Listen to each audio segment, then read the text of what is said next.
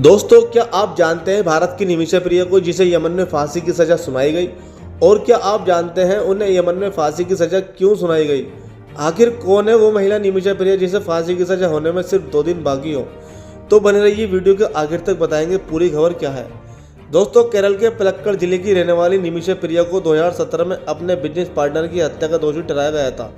उन्हें 2020 में मौत की सजा सुनाई गई और 2023 में उनकी अंतिम अपील खारिज कर दी गई थी। अब उन्हें 16 जुलाई की फांसी की सजा दी जाएगी। दोस्तों, निमिषा का कोई अकेला मामला नहीं है। ऐसे कई भारतीय हैं जिनकी विदेशों में फांसी की सजा सुनाई गई है।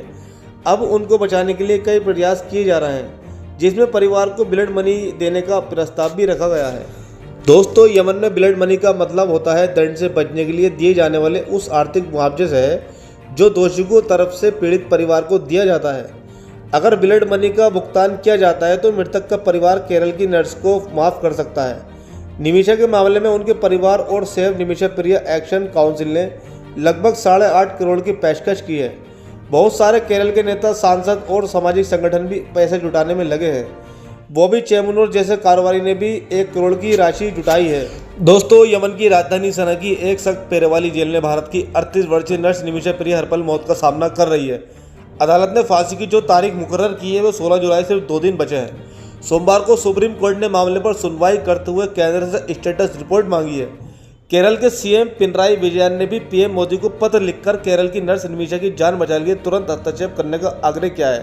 वही 17 वाम लोकतांत्रिक मोर्चा LDF और विपक्षी कांग्रेस ने भी केंद्र तत्काल कार्रवाई करने का आह्वान किया है। जब निमिषा को फांसी के तख्त पर चढ़ने में महज 2 दिन बचे हैं, तब क्या उनके पास कोई ऐसा रास्ता है जिससे उन्हें बचाया जा सके? सूत्रों ने बताया कि निमिषा ने फिर यमन के राष्ट्रपति से दया की अपील की, लेकिन उन्होंने उसे माफी देने से इनकार कर दिया। एक सूत्र ने कहा कि मृतक तलाल अब्दो मेहदी का परिवार हत्या के अपराध को माफ करने के बदले पैसा ब्लड मनी लेने के भी तैयार नहीं है। दरअसल निमिषा प्रिया के लिए सभी कानूनी प्रयास किए गए, लेकिन उनके खिलाफ आरोप इतने गंभीर थे कि सभी प्रयास विफल रहे। लेकिन विभिन्न राजनीतिक दल और संगठन, खासकर उसके गृह राज्य केरल के निमिषा प्रिया को मौत की सजा से बचाने के लिए भारत सरकार से इस मामले पर हस्तक्षेप करने की मांग कर रहे हैं, जिस पर आज सुप्रीम कोर्ट में सुनवाई होनी है। यमन का न्याय इस्लामी शरिया पर आधारित है। वहाँ दिया यानी ब्लड मनी की व्यवस्था लागू है। अगर मृतक का परिवार तय रकम से ले तो फिर दोषी को फांसी नहीं दी जाती। विदेश मंत्रालय ने कहा है कि वह हर संभव मदद मुहैया करा रहा है। इस बीच सुप्रीम कोर्ट आज उस याचिका पर सुनवाई करेगा जिससे केंद्र को भारतीय नर्स को बचाने के लिए राजनयिक माध्यमों का इस्तेमाल करने का निर्देश देने का अनुरोध किया गया है। जस्टिस विक्रम नाथ और जस्टिस संदीप मेहता की पीठ इस मामले पर सुनवाई कर सकती है। सूत्रों ने बताया कि निमिषा प्रिया 2008 से यमन में नर्स के तौर पर काम कर रही थी। उन्होंने बताया कि 2011 में शादी के बाद वे अपने पति टॉमी थॉमस के साथ यमन पहुंची थी।